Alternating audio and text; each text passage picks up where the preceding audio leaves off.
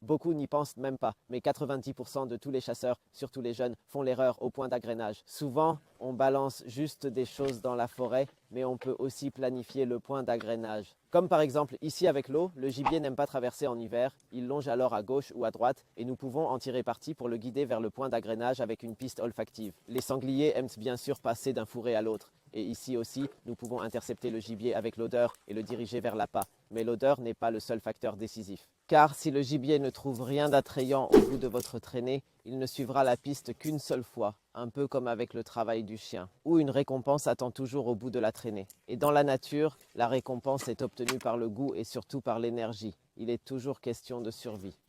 Et donc on met du délice ou du goûtruche dans le maïs et le gibier vient plus souvent car il trouve quelque chose de bon. Et peut-être vu du coin de l'œil, notre arbre à frottoir, si vous en avez marre de la crasse et de la saleté, de l'odeur, pour que votre arbre ressemble à celui-ci, alors goudron plus, vaporisé, et ensuite ça. Deviens fou. On espère que les conseils ont aidé et que vous optimiserez un point d'agrénage dans votre territoire de chasse.